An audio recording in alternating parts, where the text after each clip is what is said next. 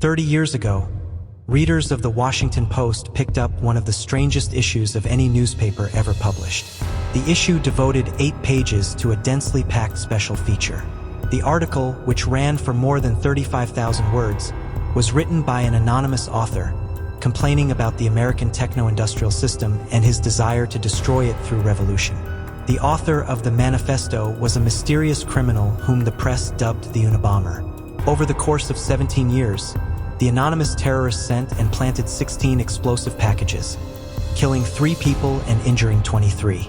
The FBI hunted him down for a long time, but all they could find were a few pieces of bomb, a vague sketch, and a bunch of theories about his identity, motives, and whereabouts.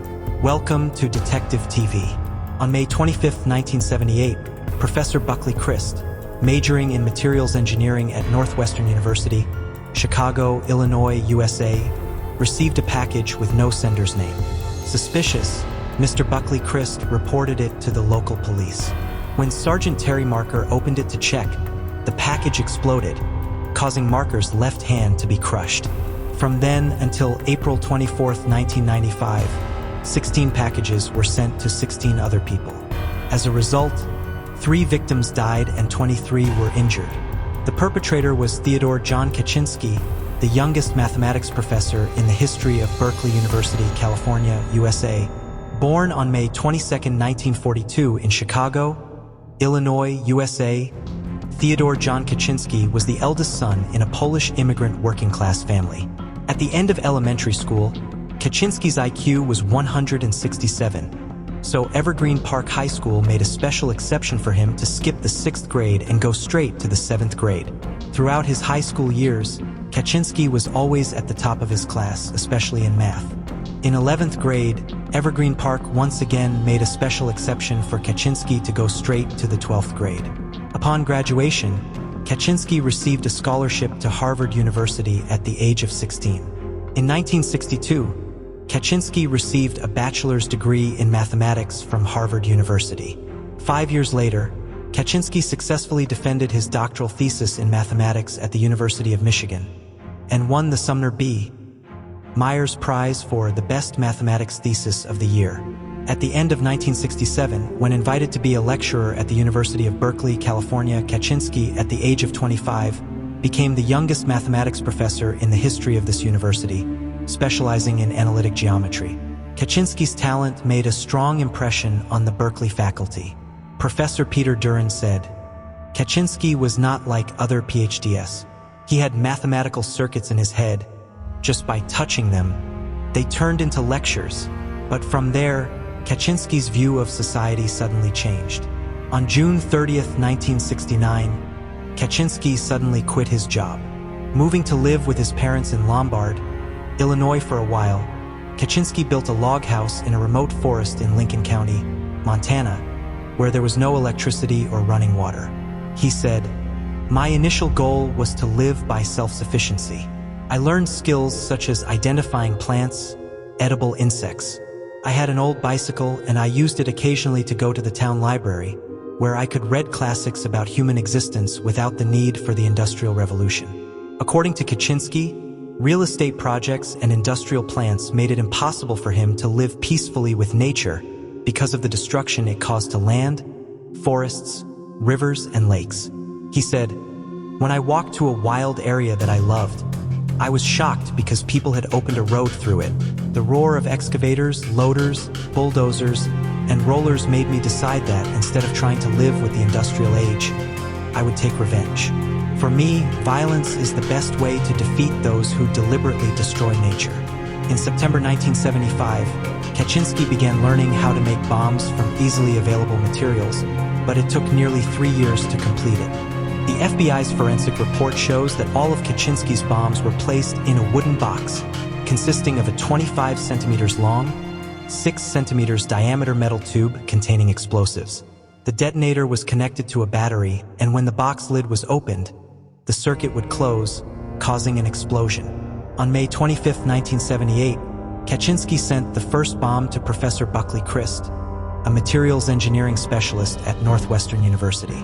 According to Kaczynski, without Buckley Crist's research, there would be no roads through the swamps that could withstand the weight of heavy vehicles.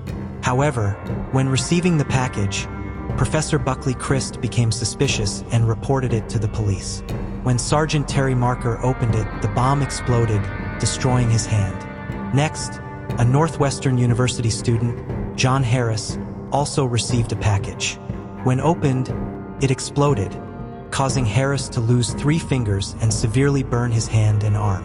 On November 15, 1979, Kaczynski carried out his third bombing by sending a package from Chicago to Washington, D.C. on American Airlines Flight 444. Fortunately, when the Boeing 727 reached an altitude of 6,000 m, the bomb box started to smoke, forcing it to make an emergency landing. According to the FBI, if the bomb had exploded, it would have wiped out the entire plane and the 198 passengers and crew. In connection with the first bombing, the FBI decided to set up a special project named Unabomber, Unidentified Bombing, with 150 agents participating. In addition, the FBI also offered a reward of $1 million for anyone who provided information leading to the arrest of the perpetrator.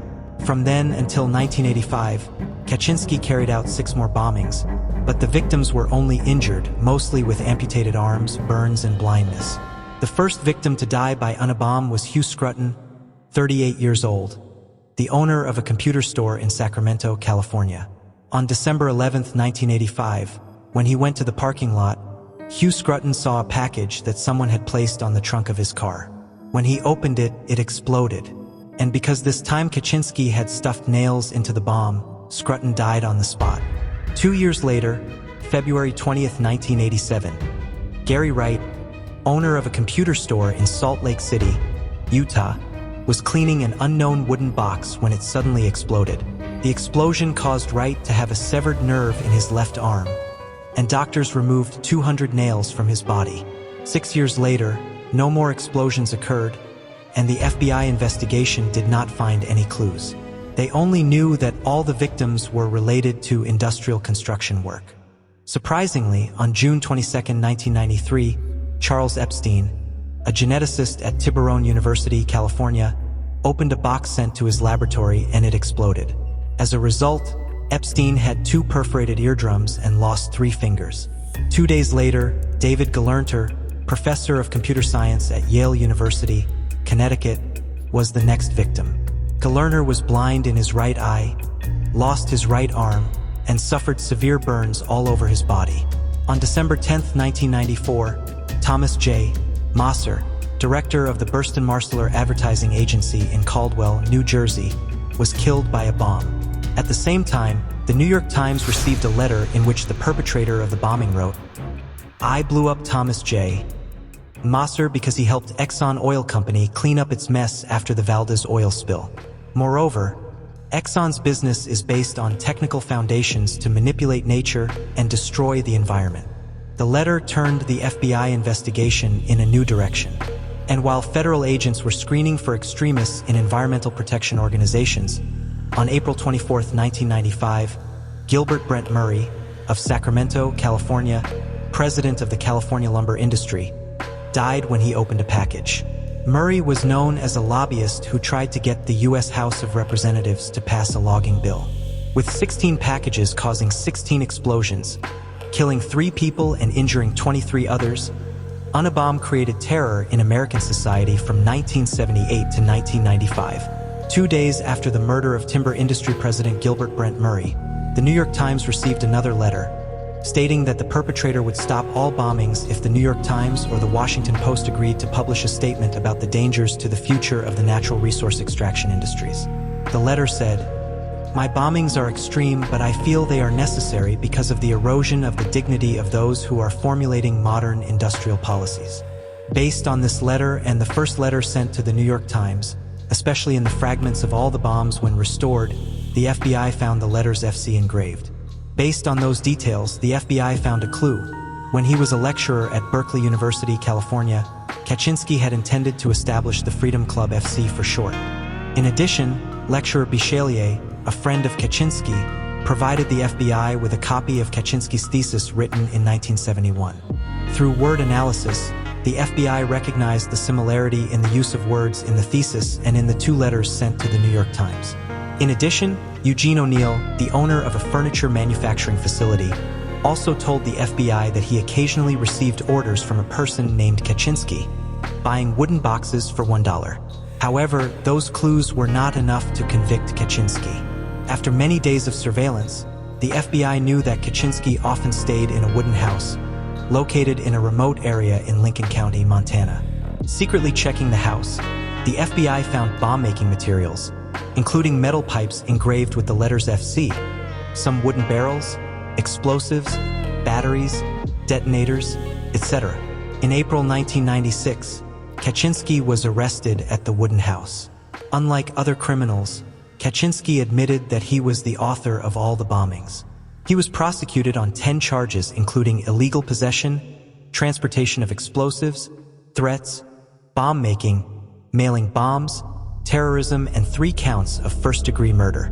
Kaczynski's lawyers, Michael Donahoe and Judy Clark, tried to defend him from the death penalty, but Kaczynski refused. Kaczynski attempted suicide by hanging but was saved.